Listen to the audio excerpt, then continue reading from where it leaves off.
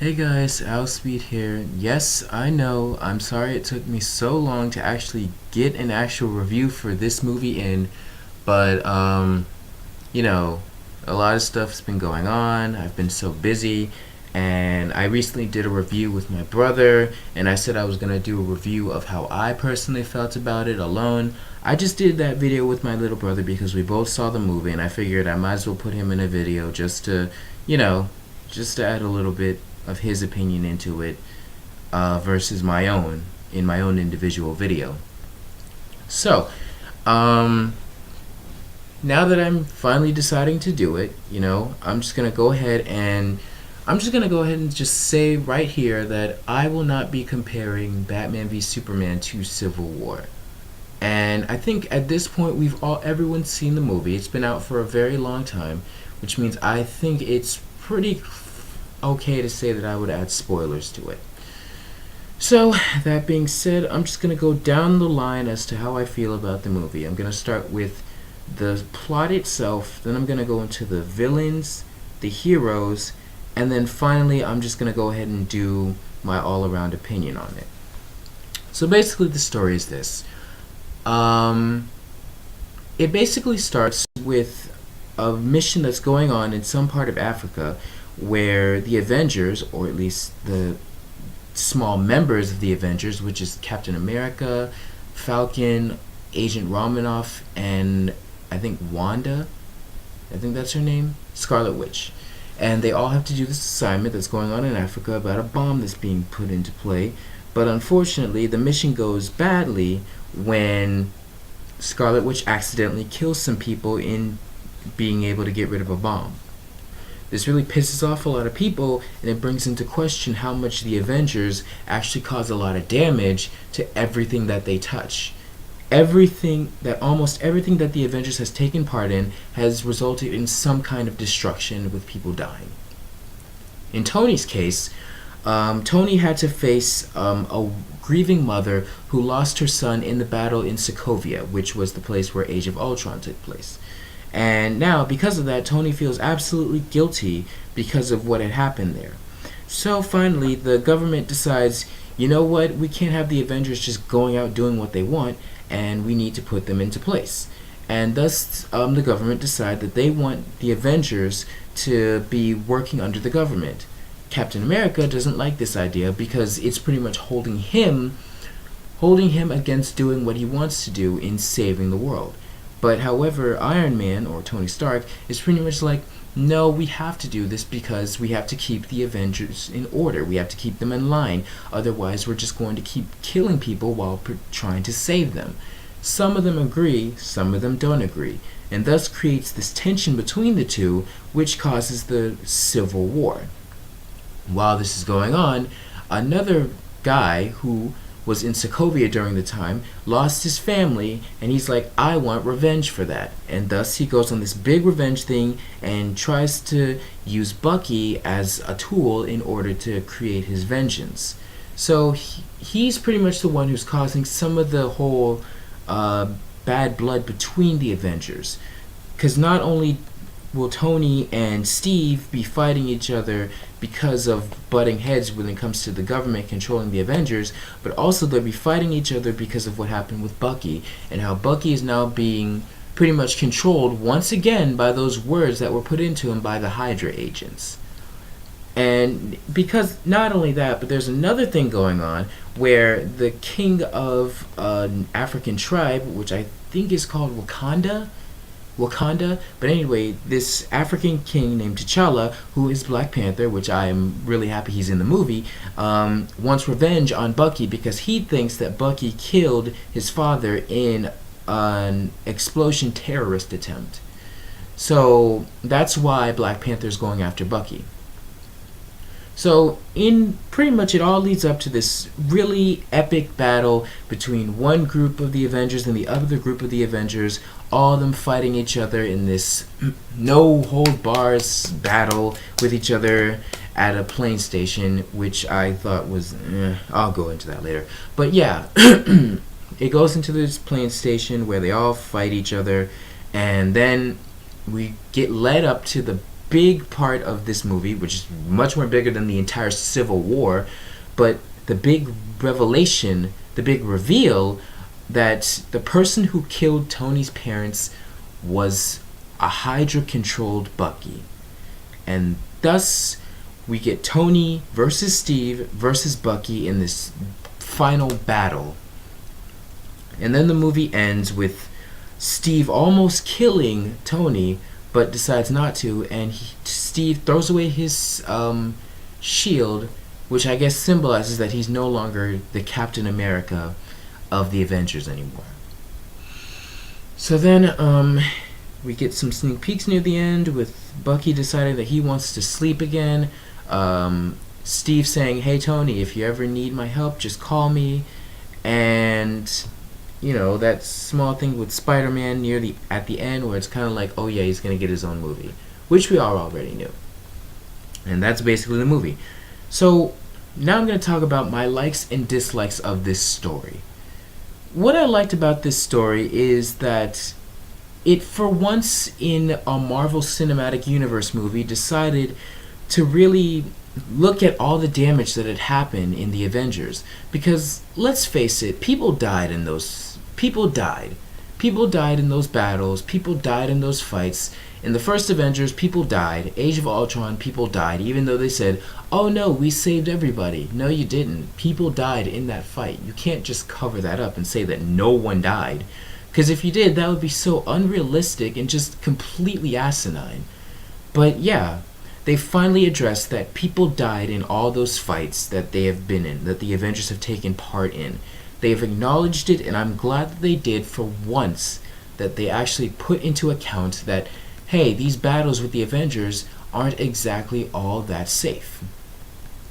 And that's the good thing about it, because they finally acknowledged it, and they didn't ignore it.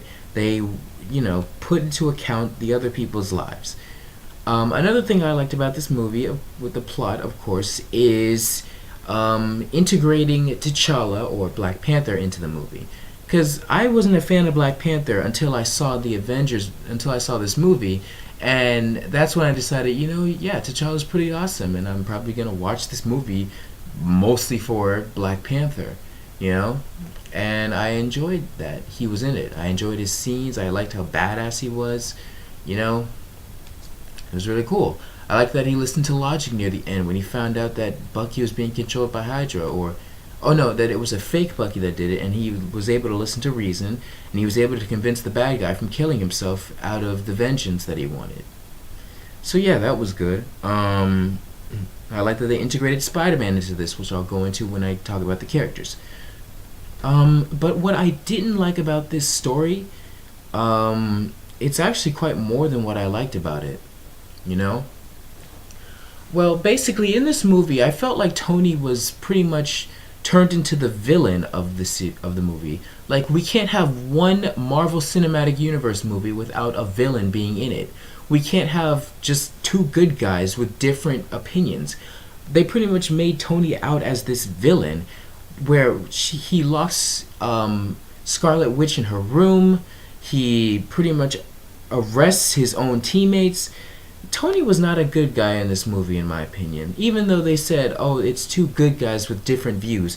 No, Tony was made as the bad guy in this. Tony was 100% made as the bad guy, and it just disappoints me that they just pretty much false advertised that. Tony was the bad guy in this movie. I'm not gonna bullshit that. Tony was made out as the bad guy. Another thing I didn't like about this movie was how they pretty much integrated the Civil War. It wasn't even much of a civil war. Now, I thought it would be that with the mixture of Bucky being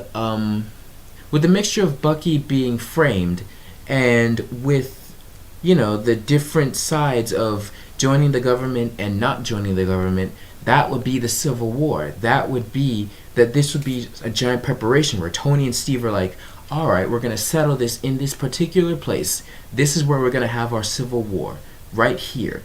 This is where we're going to fight. But it was just more of a spur of the moment kind of thing for me. And I wish they had done it a little bit better. especially with Tony finding out that Bucky killed his parents. That would have been something that they should have revealed, before the big Civil War, which would have made the battle a little more intriguing. It would have made the battle more worth it. We would have understood why Tony is fighting Bucky. We would have understood it better. But they wasted it, in my opinion. They saved it for later. Oh, and speaking of saving stuff for later, the whole Winter Soldiers, the 9 Winter Soldiers, or was it 7? Well, the Winter Soldiers, they pretty much killed them all off near the end just to have that final fight, when they could have saved the whole Winter Soldier battle. That could have been their finale, where Bucky, Tony, and Steve all go as a 3-man team and defeat all the Winter Soldiers as a team together. But they didn't do that. They killed them all off in the most laziest way possible. It was a wasted opportunity, in my opinion. So another thing that I didn't like about it was how they pretty much just threw all these heroes into the Civil War at the last second. Like Ant-Man. Ant-Man was pretty much thrown into the final Civil War battle for just like, hey, just throw him in there. Same thing with Spider-Man. He only got like a few scenes where we got to really see him. I wish they had built Spider-Man up a little bit better than that. Because they kind of just threw all these heroes in there, didn't really give them much of a building characteristics in them. Characteristics? What am I saying? I mean, they didn't give them much plot to work with. They just kind of threw them in there just for fan service. And I like fan service, but when you just throw these characters in there with pretty much the only goal of having them fight each other, like everyone gets a cool moment, Spider-Man gets a cool moment, Ant-Man gets a cool moment, and so on and so forth, it's not that good to me. Like, because it's just fan service and you're not really diving into these characters and really making the war worth it. But those were the only things that I didn't really like about the story when it came to Civil War. Okay, so now that that's the story, I'm going to talk about the characters. Steve Rogers. I did not like how they did Steve Rogers in this movie. Sorry. Like, how they did Steve Rogers in this movie is basically, he's basically the rebel. And I thought Tony was going to be the rebel. I thought Tony was going to be the guy who's like, you know what, no, I'm not going to join this group. And Captain America would be the one like, no, we should join it because it's for America.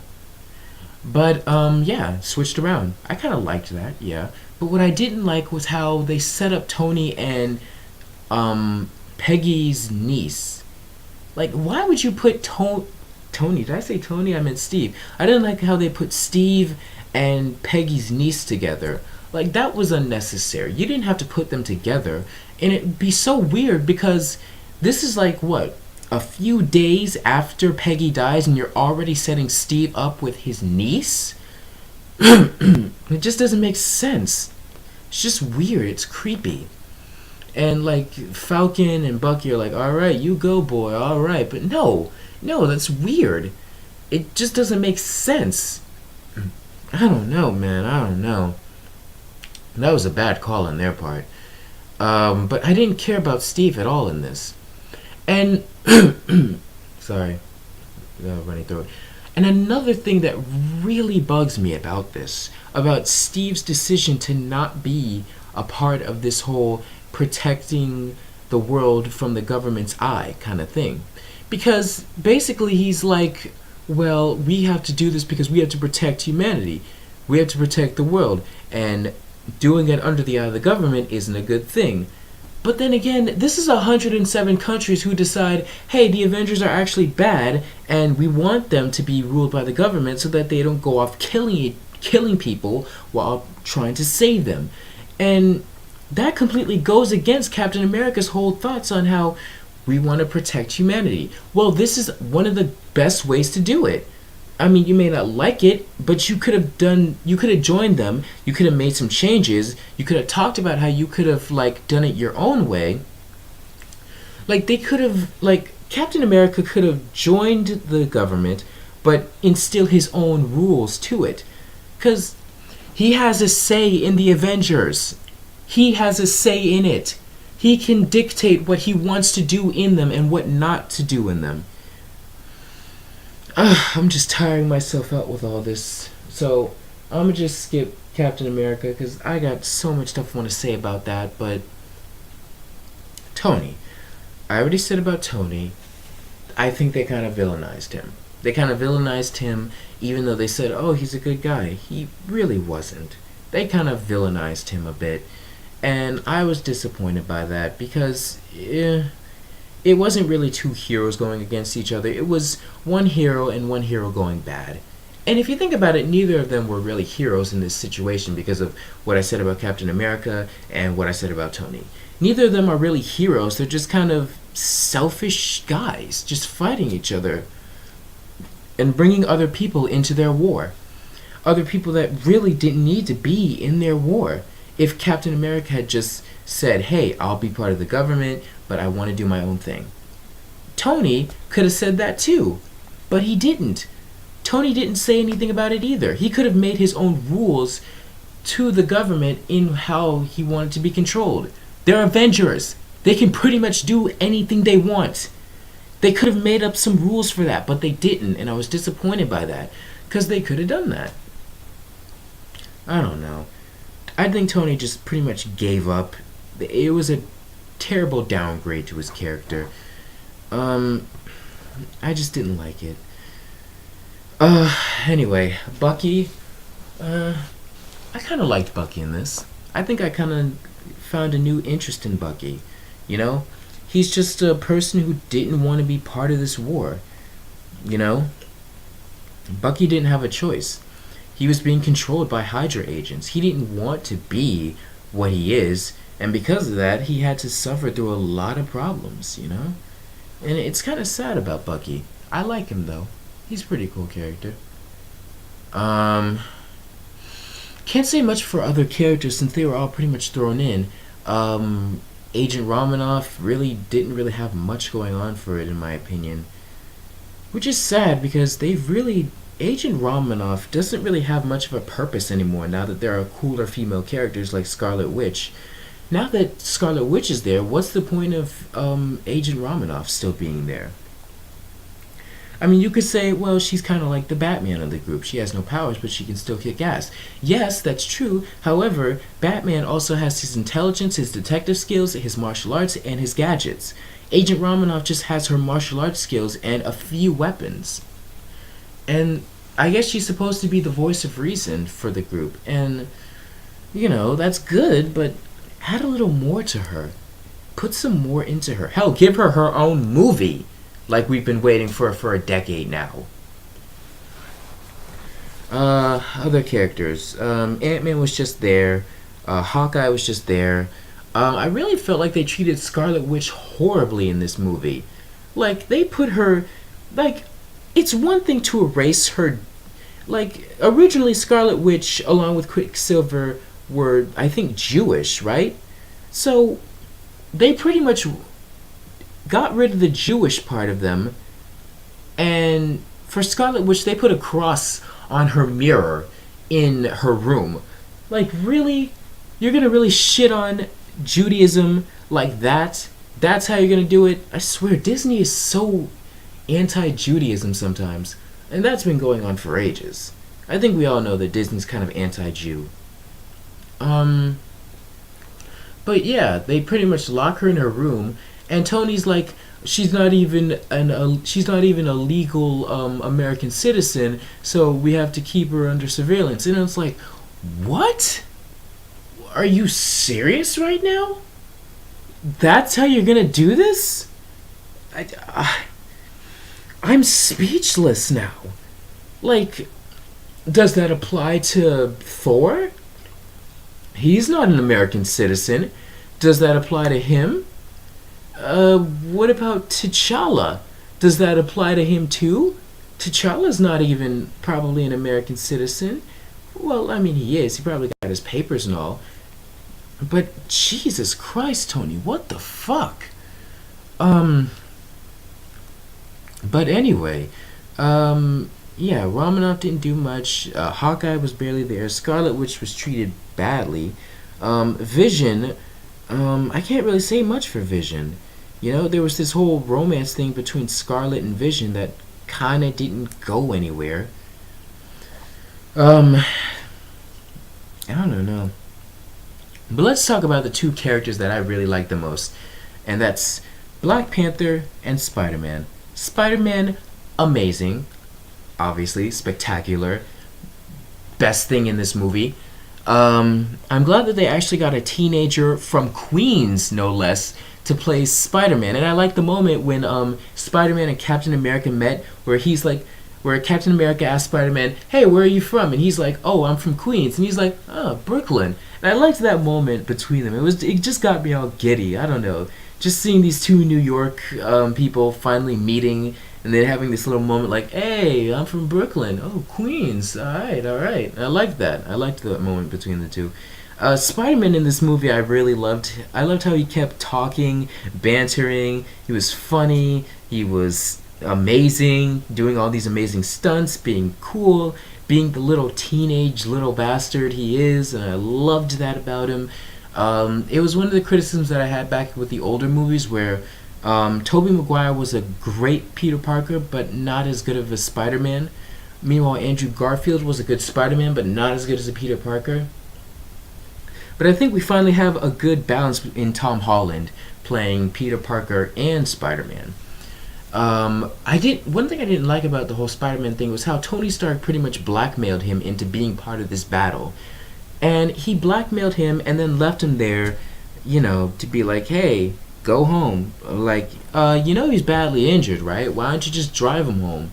But no, just leaves him there. And then Black Panther. I did not like Black Panther until this movie. And now I'm just a huge fan of Black Panther because of how he was portrayed in this movie by the actor who was, who did he play? He was James Brown in the James Brown movie, the actor. So to see him here as Black Panther, he really brought some life to the character, and I really loved him. I loved his attitude, and I think I've already said how much I loved Black Panther earlier on. But yeah, Black Panther was awesome. Black Panther was probably the best thing in this movie along with Spider-Man. And I'd recommend people to watch Civil War solely for Black Panther, for the scenes that he has. I loved how he beat the shit out of Bucky. I like that moment. Him beating the shit out of Bucky was my favorite. Just beating the shit out of him. Maybe that's the sadistic side of me, but I just like how Black Panther literally beat the shit out of Bucky and just gave him an ass whooping that he needed. But yeah, I talked about the story, the heroes, the villains, and I can't really talk about villains because there wasn't really much villains here. The guy whose family died in Sokovia, Zemo, he was basically a generic villain that had no real purpose. And unfortunately, it's another one of those things where Marvel just can't make good villains. The Marvel Cinematic Universe cannot make good villains. The only good villain I remember us really having was Red Skull. Loki wasn't really that good of a villain in my opinion. He was just annoying. And Ultron was so downgraded from what we thought was going to be a good villain, and he ended up just being a talker, like another classic Disney villain, in my opinion. And I was disappointed by that. But yeah, Civil War didn't do any better. Civil War just has another generic, normal human bad guy. Same thing with the main bad guy at the beginning of Civil War, whose name barely raises a radar. Like, I don't care about him. But all in all, my thoughts on the movie. Is it as good as people say it is? Is it considered the best superhero movie ever? Hell no. No, it was not. The best superhero movie that I would consider was great for the Marvel Cinematic Universe was the first Avengers. The first Avengers was the only best superhero movie ever of the Marvel Cinematic Universe. Civil War is basically Avengers 2.5. It really wasn't a Captain America movie. It didn't feel like a Captain America movie because it had all the other Avengers in it, and it wasn't really a personal movie with just Captain America and Bucky. And that's what I was disappointed with. It wasn't the best superhero movie ever. Was it was it a pretty good superhero movie? Yeah, it was. I enjoyed it. I had fun with it, but I'm not going to call it the best. Not by a long shot. And I know some people think, oh, it's just because you like Batman v Superman more, that's why you're saying it's not the best. No, I'm not even looking at it. I'm not even comparing Batman v Superman and Civil War. I'm looking at Civil War of its own stuff. And of its own stuff, it had some goods and it had some bads. Some things I liked, some things I didn't. It was still a good movie though, but it had its flaws. It just had its flaws, like every superhero movie does sometimes.